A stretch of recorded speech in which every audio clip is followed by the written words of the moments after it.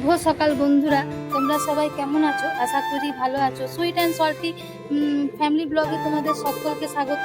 আজ থেকে আমি আমার ইউটিউব জার্নি শুরু করছি। প্রথমেই বলি, আমার নাম রিমঝিম দুবে। আমি পশ্চিম মেদিনীপুর থেকে। আমার চ্যানেলে তোমরা দেখতে পাবে কুকিং, ব্লগিং সব কিছু মিলেমিশে থাকবে।